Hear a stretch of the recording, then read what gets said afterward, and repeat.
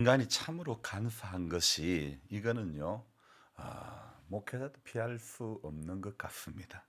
작년에 CTS 방송국에서 촬영할 때 한 말인데, 앞으로 농촌교회는 외부에서 사람이 들어오지 않으면 점점 문을 닫을 수밖에 없는 그런 상황이 온다는 것.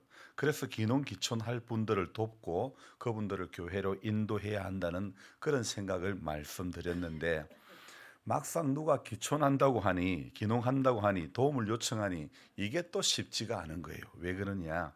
이것은 어, 제가 한 번도 보지 않은 분이고, 또 이분이 어떤 성향의 사람인지, 우리 교회와 조화를 잘 이룰지 온갖 것이 다 생각이 나는 겁니다. 아마 이것은 기존 어떤 형태에서 바뀌어지는 것을 싫어하는 마음이 제 안에 있다는 것. 그런 것이 깨달아지는 겁니다. 미국에 백인들이 모이는 교회에 흑인들이 간다는 것은 이렇게 쉽지가 않다는 것. 말로만, 예하로만 듣던 그런 이야기가 내 생각 안에, 저의 목회 안에 지금도 그대로 이루어지고 있다는 그런 생각이 드는 거예요. 멀리 미국까지 안 가도 제 마음 안에 있는 저의 목회 안에도 외부 사람들은 쉽게 오게 하는 것이 아니야, 이런 선이 그어져 있는, 보이지 않는 선이 그어져 있는 것을 보게 되는 겁니다. 외부 사람이 들어오지 않으면 안 된다 해놓고 들어온다고 하니 이게 또 마음이 복잡해지는 거예요. 저도 완전하지 못하면서 들어오는 사람에게는 완전을 찾고 있는 제 모습을 발견하게 됩니다. 여러분, 그러니 제가 서두에 사람이 참 간사하다고 이렇게 정의를 내리지 않을 수가 없는 거죠. 여러분, 하나님의 나라는요, 이런 나라가 아니고 완전한 나라인데, 사람 나라, 세상 나라는 이렇게 불완전함의 연속의 나라라는 거죠. 오늘 에스겔 40장부터 마지막 48장까지는요. 장차 하나님의 백성이 영원히 거하게 될 새 왕국, 또 새 왕국의 그 영광스럽고도 찬란한 그런 환상의 내용이 바로 기록이 되어 있습니다. 새 왕국의 본질인 하나님의 하나님과 또 백성과의 영적인 관계가 온전히 회복되는데 초점을 맞춰 기록하고 있죠. 환상을 통해 보여주는 새 성전은 백성들의 삶의 중심이 되는 것이며, 그곳에서 드려질, 여호와 하나님 앞에 드려질 새 제사의 규례를 통하여 장차 완성될 하나님의 나라는 여호와의 임재 가운데 백성들과 온전한 교제를 나누는 곳이라는 것을 부각시키고 있는 것입니다. 여러분, 새 성전과 새 예배와 새 땅에 대한 이상을 수록하고 있는 이 40장에서 마지막 48장까지 내용 중에서 저는 오늘 40장의 말씀을 통해서 저와 여러분들이 함께 은혜를 나누고자 합니다. 이 40장은요, 우리가 4절까지 읽었는데 이 40장의 내용은 무엇이냐? 성전 환상의 서두 부분에 해당되는 그런 내용입니다. 에스겔은요, 바벨론의 포로로 잡혀간 지 이제 25년째 되는 해. 그러니까 오늘 1절에 뭐라고 합니까? 우리가 사로잡힌 지 25째 해. 환상 중에 이 포로된 지, 사로잡혀 온 지 25년째 되던 해에 환상 중에 이끌려 높은 산 위에서 새로운 성전의 모습을 바라보고 그곳에 하나님께서 이르게 하십니다. 그러면서 거기에는 어떻다 이렇게 설명을 하고 있는데 무엇이 있다고요? 자, 3절 같이 읽어봅시다. 나를 데리시고 거기에 이르시니 거기 모양이 녹같이 빛난 사람 하나가 손에 삼줄과 청량하는 장대를 가지고 문에 서 있더니, 자, 들어봅시다. 에스겔이 지금부터 보게 되는 것을 이제 거기에 뭐라고요? 모양이 녹같이 빛난 사람 하나가 손에 삼줄과 청량하는 장대를 들고 있다. 그러면서 4절부터 이제 에스겔에게 어떤 말씀을 하는가를 제가 말씀드리려고 하는데, 하나님께서는요, 지금부터 에스겔에게 보여주는 그것을 너는 전하라, 그렇게 이야기하는 겁니다. 그리고는 동쪽 외곽문, 바깥들 북쪽 외곽문, 남쪽 외곽문, 안뜰의 남쪽 동문, 동쪽, 북쪽 중문과 부속 건물과 또 성전, 문, 현관 이런 순서대로 에스겔을 끌고 가가지고 이제 구체적으로 하나씩 청량을 해 나가는 것입니다. 이 청량이라고 하니까 생각나는데 지난 토요일 올해 지어드렸던 교회와 사택이 너무 협소한 관계로 다용도실을 하나 달아서 짓기 위해서 좀 일을 했는데 연속되는 건물이 본 건물과 삐딱하게 붙을 수는 없는 거죠. 그래서 이어서 짓는 건물도 본 건물하고 똑같이 반듯하게 하기 위해서는 거리를 측정해야 되고 높이를 측정해야 되고 뭐 거리야 그런데 줄자로 재면 되지만은 낮에는 레이저를 띄워도 보이지 않는 거예요. 그래서 토목용 그 레벨기를 가지고 높이를 이렇게 재는 거예요. 이 레벨기가 있어야 정확하게 건물을 세울 수가 있는 거예요. 감으로 건물을 세울 수 없는 것이고 정확하게 잣대가 있어야 건물이 반듯해지지 않겠습니까? 여러분 신앙의 세계도 마찬가지입니다.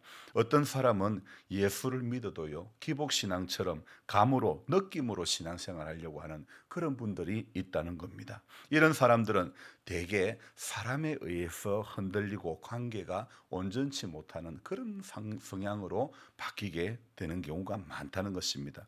처음에는 정말 그리스도 안에서 모든 것을 다 주고 싶고 그런 마음들로 가득하지만은 중심이 그리스도가 아니고 중심이 관계 중심이면 언제든지 중심이 사람 중심이면 언제든지 틀어질 소지가 있다는 것을 우리는 알아야 됩니다. 우리의 신앙에도 우리의 인생에도 토목 레벨기가 같은 그런 것이 꼭 필요한 것입니다. 이 레벨기를요 어떤 사람은 잘 활용하는 사람이 있고 어떤 사람은 활용을 하지 않는 사람이 있습니다. 잘 사용하는 사람은 감정에 흔들리고 관계에 흔들리지 않는데 이것을 잘 사용하지 않는 사람은요 언제든 작은 바람에도 심하게 요동을 치고 마는 것입니다. 이 바로 레벨기, 바로 이 레벨기는 여러분 전부 다 하나씩 이상은 다 가지고 있습니다. 이 레벨기가 무엇입니까? 오늘 우리가 같이 읽었던 바로 성경이 우리의 신앙생활의 레벨기가 되는 것입니다. 여러분 오늘 건물을 지을 때에 레벨기가 없으므로 감으로 지으면요 집이 100% 돌아갈 수밖에 없는 것입니다. 인생도 신앙도 마찬가지입니다. 이 영적 레벨기 같은 성경의 잣대를 이용하지 않으면요 이건 목사라도 전부가 자기가 하는 일은 옳은 일이 되고 다른 사람이 하는 일은 다 틀린 것이 되고 마는 것입니다. 여러분 그래서 우리는 잣대는요 사람이 아닙니다. 관계 중심이 아니라는 겁니다. 잣대는 레벨기, 이 영적인 레벨기가 되는 하나님의 말씀이 우리 인생의 잣대가 되어야 되는 겁니다. 그래서 저도 여러분도요 항상 말씀에 무엇이라고 기록되어 있는가 이것에 집중해야 되고 이것에 눈여겨봐야 되는 겁니다. 그래서 여러분 이 레벨기를 이 성경이라는 레벨기를 보지 않으면 내 집은 어떻게 되어진다? 삐딱하게 지어진다는 거예요. 여러분 오늘 삐딱하게 짓고 싶으면 그냥 안 봐셔도 돼요. 안 보셔도 돼요. 그냥 내 집 잘 짓고 싶으면 꼭 이 영적 레벨을 보셔야 될 줄로 믿습니다. 그래서 하나님 앞에 서는 그날까지요. 여러분 처음에 그냥 이 나중에 하나만 지으면 상관없습니다. 그러나 본 건물하고 같이 가니까 여러분 내 혼자 신앙생활 하는 거예요? 아니에요. 교회라는 테두리 안에 여러 사람하고 같이 지어져 가야 되니까 그래서 항상 우리는 나의 중심이 아니라 사람 함께하는 사람들 늘 그런 마음을 염두에 두고 같이 가야 되는 거예요. 나 혼자 뭐 잘 믿는다고 혼자 열심히 달려가도 되는 게 아니에요. 같이 같은 걸음으로 같은 방향을 보고 같은 템포로 이렇게 가는 게 모양새가 좋은 거 아닙니까?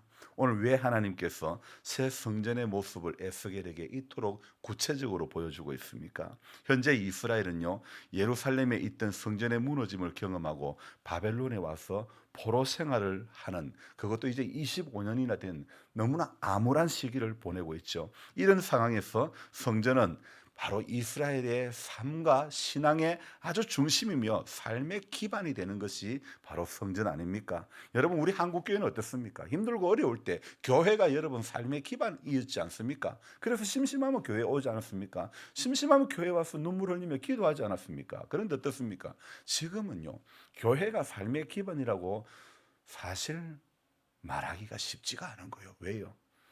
주중에는 또 어떤 공적인 예배가 아니면 기도하는 사람들이 과거에는 많았지만 지금은 없다는 거예요. 오늘 성전이 이스라엘 백성들의 삶의 기반이고 중심이었듯이 우리는 다시 하나님 앞에 예배드리는 이 장소, 이곳에서 기도하는 것이 우리 삶의 중심이 되어져야 될 줄로 믿습니다. 그래서 성전이 무너졌다는 것은요, 이스라엘 백성들의 전 삶이 무너지는 것을 의미하는 거죠. 그렇죠. 절망 그 자체였죠. 그래서 새 성전은 이스라엘을 회복하는 것을 상징하는 겁니다. 하나님이 이스라엘을 포로의 상황에서 구원하시고 다시 크신 영광과 위엄으로 이스라엘 가운데 임재해 주겠다. 여러분요, 제일 귀하고 제일 감사한 게 뭐냐? 하나님이 임재해 주시겠다. 내가 너와 함께 하겠다. 내가 너희 가정과 함께 하겠다. 여호와 하나님의 임재하심이요, 얼마나 내가 너희가 드리는 이 예배의 자리에 임재하시겠다. 이거 정말 중요한 문제가 아닐 수가 없죠. 그래서 하나님께서 이스라엘 가운데 임재하시겠다 약속해 주는 것이 바로 새 성전의 환상이라는 겁니다. 그래서 하나님께서는 이스라엘 회복을 위한 이 비전을 에스겔에게 보여주시면서 너 이거 가서 전해라. 너 이거 가서 전해라. 그렇게 하는 겁니다. 그래서 한 가지 결론은 뭐냐? 하나님께서 환상을 보여주시는 것은 선지자가 바로 전해야 되는 것입니다. 하나님께서 구약에 많은 선지자들을 세우셔가지고 다 이렇게 말씀을 주시는데 주시는 목적이 전하라는 겁니다. 듣고 물에다가 그냥 씻어버리라, 흘려버리라는 것이 아닙니다. 듣고는 그것을 전하는, 오늘 우리 마찬가지요. 우리에게 은혜를 주시고 말씀을 주시고 감동을 주시는 것은 그걸 전부 다 전하라고, 그것을 전하는 자가 되라고, 물에 흘려보내라고 준 게 아닙니다. 이 자리에서 아멘 몇 번 하는 것으로 끝나고 말하라고 주시는 게 아니라는 거죠. 하나님은 결코 우리를 내버려 두지 않습니다. 우리의 삶이 완전한 밑바닥에 있어 아무런 희망이 없는 것 같아 보일지라도 하나님은 늘 우리 인생 가운데 무엇을 준비하느냐? 회복을 준비하고 계신다는 사실. 그리고 더 나아가서 이를 반드시 하나님은 이루시는 하나님이라는 사실을 기억해야 됩니다. 믿음 안에서 하나님이 이루실 그 비전을 우리는 오늘도 그려보아야 되는 것이죠. 여러분, 신실하신 하나님께서는요, 가장 선한 길로 인도하시고 가장 좋은 것으로 채워주신다. 오늘도 이것을 우리 마음에 가지고 가야 됩니다. 한번 해볼까요? 선한 길로 인도하시고 가장 선한 길로 인도하시고 좋은 것으로 채워주신다. 네, 맞습니다. 여러분, 하나님은요, 가장 선한 길로 인도해 주시고 가장 좋은 것으로 채워주시는 하나님인 줄로 믿습니다. 그래서 에스겔에게 임한 하나님의 말씀은 바로 4절이 결론이라는 겁니다. 같이 읽습니다. 그 사람이 내게 이르되 인자야, 내가 내게 보이는 그것을 눈으로 보고 귀로 들으며 내 마음으로 생각할지어다. 내가 이것을 내게 보이려고 이리로 데리고 왔나니 너는 본 것을 다 이스라엘 족속에게 전할지어다 하더라. 아멘. 여러분, 오늘 뭐라고, 결론은 뭐라고 합니까? 너는 본 것을 이스라엘 족속에게 다 전할지어다. 여러분, 하나님이 우리에게 말씀을 주시고 하나님이 오늘 인자야, 내가 네게 보이는 그것을 눈으로 보고 귀로 들으며 마음으로 생각해라. 그리고 내가 이것을 내게 보이려고 이리로 데려왔으니 너는 이 본 것을 전해라. 여러분, 우리 본 것을 전해야 되는 그 사명이 있는 사람입니다. 들은 것을 전해야 될 사명이 우리에게는 있는 것입니다. 하나님의 말씀을 받은 자는 그 말씀을 자기 마음에 굳게 새기고 또한 다른 사람에게도 바르게 전해야 될 책임이 있다는 것이죠. 이거는 목회자에게만 해당되는 그것이 아니라는 겁니다. 새 성전의 환상을 보여주는 천사가 에스겔에게 먼저 촉구한 것은 내가 네게 보이는 그것을 눈으로 보고 귀로 들으며 마음으로 생각할지어다. 4절 중간 부분에 있는 말씀이죠. 우리 한번 같이, 너무 귀한 말씀이니까 한번 더 같이 읽습니다. 내가 내게 보이는 그것을 눈으로 보고 귀로 들으며 내 마음으로 생각할지어다. 아멘. 여러분, 정말 눈으로 보고 귀로 들으며 마음으로 생각을 해야 되는 것입니다. 그래서 본 것을 우리는 증거하는, 그래서 마땅히 이 진리를 타인과 공유를 해야 된다는 것. 오늘날 성도들의 삶이 하나님의 은혜로 구원의 진리를 먼저 접하게 된 자로서 말씀의 의미를 바로 깨닫는 데 힘쓸 뿐만 아니라 널리 전파하는 데 우리는 사명이 있다는 것입니다. 수고를 아끼지 말아야 되는 것입니다. 새 땅에 대한 계시를 가르쳐 주고 있는 말씀인데, 새 성전과 새 땅에 대한 계시는 환상과 말씀을 통해 가지고 지금 에스겔에게 주어지는 것이죠.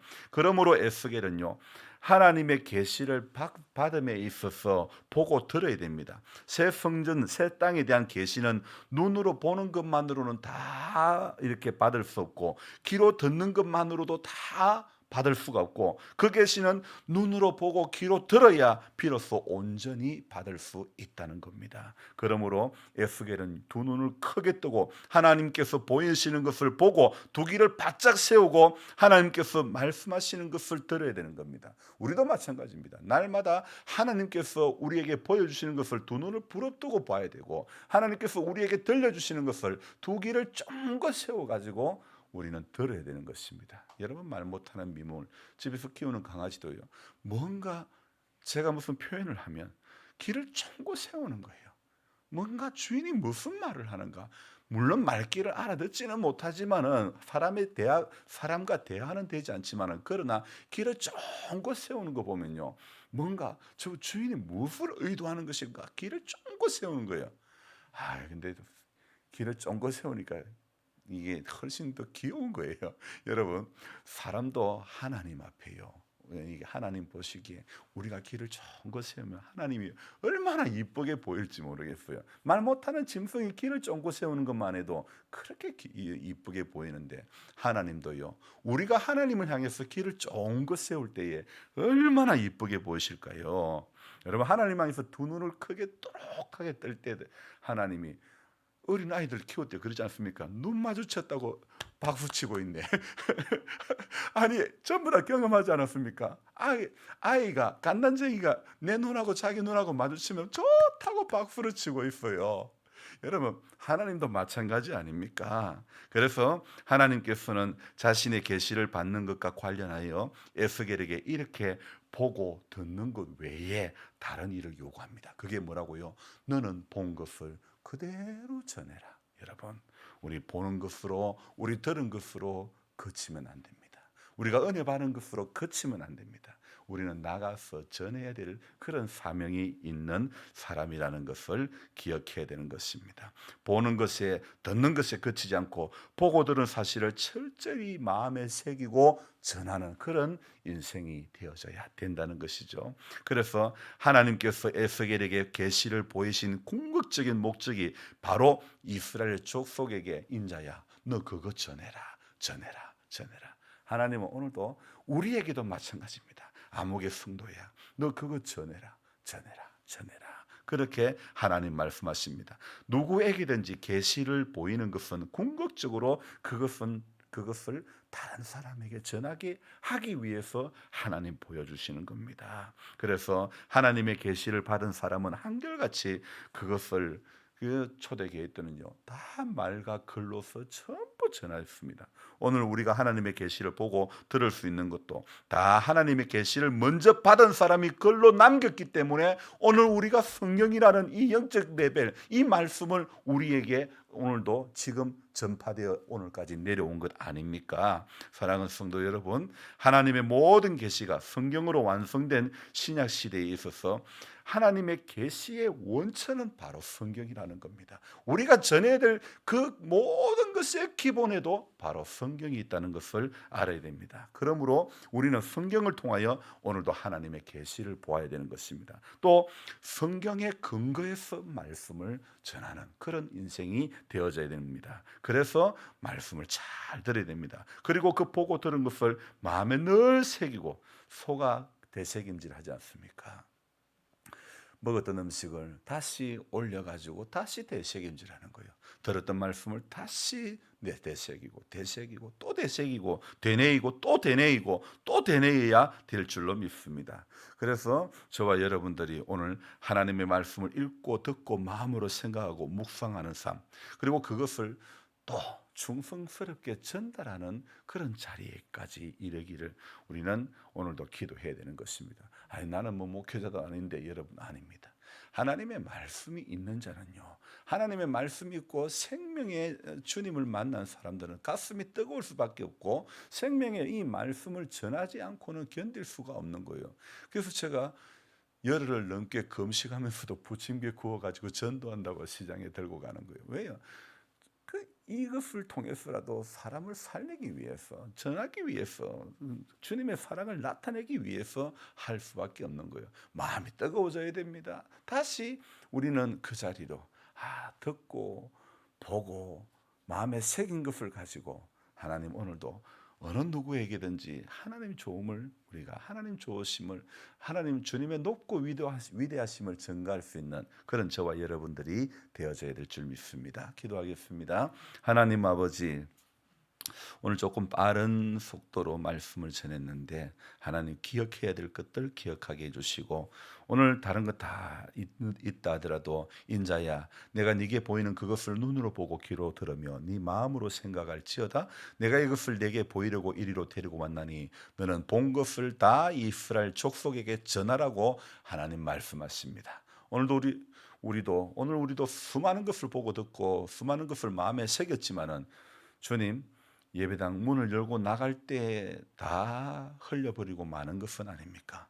하나님이 보여주시고 들려주시고 깨닫게 해주시고 마음에 새기게 하신 그 모든 것은 나아가서 세상에서 증거하는 자로 살게 하기 위함인 줄 믿습니다.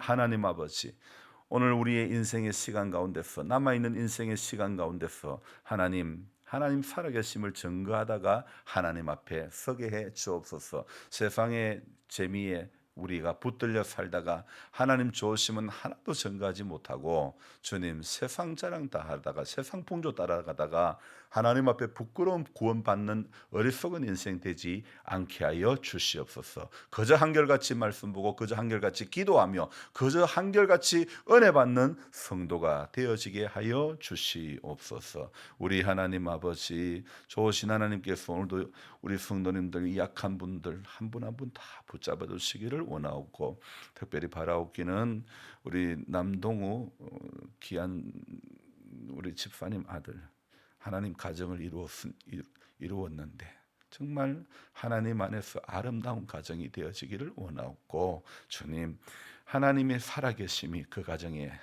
주님, 동우 또 유진 또 두 사랑하는 아들 며느리가 그 마음에 붙들려 살게 해 주시기를 간절히 바라옵곤 합니다.